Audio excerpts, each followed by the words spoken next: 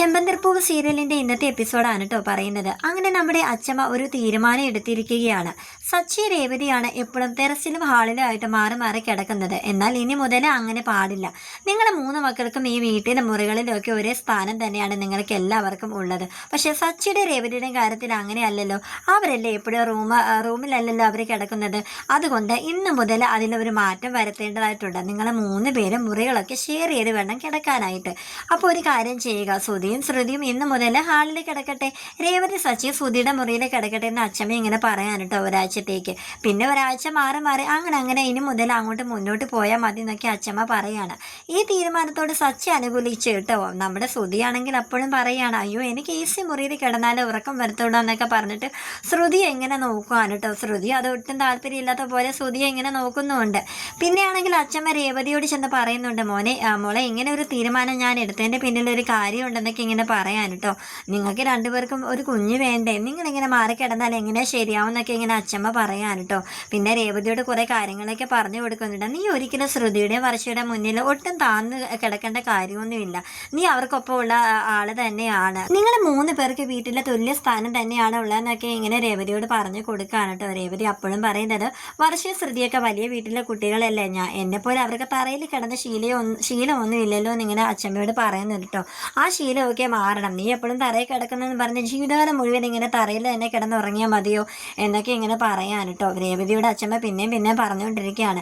എനിക്ക് ഉടനെ തന്നെ നിങ്ങൾ രണ്ടിനും കൂടി ഒരു കുഞ്ഞിക്കാലിനൊക്കെ തരണമെന്നൊക്കെ ഇങ്ങനെ പറയാൻ കേട്ടോ. രേവതി അപ്പോൾ ഈ അച്ഛമ്മ എന്താ ഒരു നാണമില്ലെന്നൊക്കെ പറഞ്ഞിട്ട് അവളിങ്ങനെ നാണിച്ചിങ്ങനെ നിൽക്കാൻ കേട്ടോ. പിന്നെ കാണിക്കുന്നത് നമ്മുടെ ശ്രുതിയും കൂടെ അവർ വാങ്ങിക്കാൻ പോകുന്ന ഷോപ്പിൽ നിൽക്കുന്നതായിട്ടാണ് കേട്ടോ കാണിക്കുന്നത്. അവർ രണ്ടുപേരും രണ്ടുപേരുടെ ഫ്രണ്ട്സിനെയൊക്കെ കൊണ്ടുവന്നിട്ട് ഇങ്ങനെ കാണിക്കുന്നുണ്ട്, ഞങ്ങൾ വാങ്ങിക്കാൻ പോകുന്ന ഷോപ്പാണ്, എങ്ങനെയുണ്ടെന്നൊക്കെ ഇങ്ങനെ കാണിച്ചൊക്കെ ഇങ്ങനെ കൊടുക്കാൻ കേട്ടോ. അപ്പോഴും കൂട്ടുകാരൊക്കെ ശ്രുതിയോട് പറയുന്നത്, ആ ശ്രുതി ഇതൊക്കെ നടക്കുമെന്നൊക്കെ ഇങ്ങനെ ചോദിക്കാൻ കേട്ടോ. ശ്രുതിയോട് കൂട്ടുകാർ ചോദിക്കുന്നുണ്ട്, നീ ശ്രുതിയുടെ വാക്ക് കേട്ടിട്ട് ഇങ്ങനെയൊന്നും ഇറങ്ങി പുറപ്പെടേണ്ടായിരുന്നു. ഈ പണമൊക്കെ ശ്രുതിയുടെ അച്ഛൻ്റെ പണം തന്നെയാണെന്ന് ലാസ്റ്റ് അവരെല്ലാവരും അറിഞ്ഞു കഴിഞ്ഞാൽ പിന്നെ നിന്നെ എല്ലാവരും കൂടി ഒറ്റപ്പെടുത്തത്തില്ലെന്നൊക്കെ ഇങ്ങനെ ചോദിക്കുകയാണ് കേട്ടോ.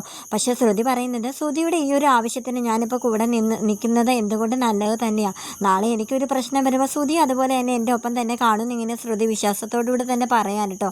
നിന്റെ വിശ്വാസം നിന്നെ രക്ഷിക്കട്ടെ, അതുപോലെ ശ്രുതി എപ്പോഴും നിന്റെ കൂടെ തന്നെ ഉണ്ടായാലും കൊള്ളാന്നൊക്കെ ഇങ്ങനെ കൂട്ടുകാർ പറയുന്നുണ്ട്. രേവതി പതിവ് പോലെ തന്നെ ഹാളിൽ വിരിച്ച് കിടക്കാനായിട്ട് പോവാൻ കേട്ടോ. വർഷയിൽ കണ്ടിട്ട് ചോദിക്കുന്നുണ്ട്, രേവതി ചേച്ചിയല്ലേ ഇന്ന് മുറിയിലല്ലേ കിടക്കേണ്ടത്, എന്നെ ഇവിടെ വിരിച്ച് കിടക്കുന്നതെന്ന് ഇങ്ങനെ ചോദിക്കുവാണ് കേട്ടോ. അപ്പോൾ രേവതി പറയുന്നുണ്ട്, അവരിറങ്ങിയാലല്ലേ ഞങ്ങൾക്ക് കയറി കിടക്കാൻ പറ്റത്തുള്ളൂ എന്ന് പറയാൻ കേട്ടോ. സച്ചി ഇത് കേട്ടിട്ട് വന്നിട്ട് ശ്രുതിയുടെ മുറിയിൽ ചെന്നിട്ട് പ്രശ്നം ഉണ്ടാക്കുകയാണ്. എടാ ശ്രുതി നീ ഇറങ്ങ്, ഇത്ര നേരമായിട്ട് നിനക്ക് ഇറങ്ങാറായില്ല എന്നൊക്കെ പറയാൻ കേട്ടോ. അപ്പോൾ ശ്രുതിയാണെങ്കിൽ, അയ്യോ ഇവൻ ഇങ്ങോട്ട് വന്നോ, എനിക്ക് വയ്യ, എ സി മുറിക്കകത്ത് കിടന്നാലേ എനിക്ക് ഉറക്കം വരത്തുള്ളൂ, എനിക്ക് വയ്യ ഹാളിലോട്ട് പോകാനെന്നൊക്കെ ഇങ്ങനെ പറയാനുണ്ട്. മുറിയിൽ നിന്ന് അച്ഛനും അമ്മയും എല്ലാവരും ഇറങ്ങി വരുന്നുണ്ട് കേട്ടോ. അങ്ങനെ സച്ചിയുടെ ബഹളം കേട്ടിട്ട് അച്ഛൻ പറയുന്നുണ്ട്, എന്താ സച്ചി ഇത്, നീ എന്തിനും ഇങ്ങനെ പ്രശ്നം ഉണ്ടാക്കുന്നത് ഇങ്ങനെ ചോദിക്കുകയാണ്. അപ്പോൾ അമ്മ പറയുകയാണ്, അവനല്ലേ എന്തെങ്കിലും ഒരു കാര്യത്തിൽ ഇങ്ങനെ എന്തെങ്കിലും പറഞ്ഞുണ്ടാക്കി ഇരിക്കുമല്ലോ, അല്ലെങ്കിൽ ഈ ഒച്ചപ്പാടും ബഹളമൊക്കെ ഉണ്ടാക്കുന്നത് ഇവൻ്റെ ഒരു ശീലമല്ലേ ഇങ്ങനെ പറയാൻ കേട്ടോ. അപ്പോൾ ശ്രുതി ഇങ്ങനെ കാര്യം പറയുന്നുണ്ട്, അച്ഛൻ ഞങ്ങൾ മുറിയിൽ നിന്ന് പുറത്തിറങ്ങി, എന്നിട്ട് എന്തിനും ഇങ്ങനെ സച്ചി കിടന്ന് ബഹളം ഉണ്ടാക്കുന്നതെന്ന് ഇങ്ങനെ പറയാണ്. അപ്പോൾ അച്ഛനാണെങ്കിൽ, സച്ചി ഇപ്പോൾ അവരെന്തായാലും മുറിക്ക് പുറത്തിറങ്ങില്ല, നീ എന്തായാലും പോയി കിടന്നുറങ്ങുന്ന ഇങ്ങനെ പറയാൻ കേട്ടോ.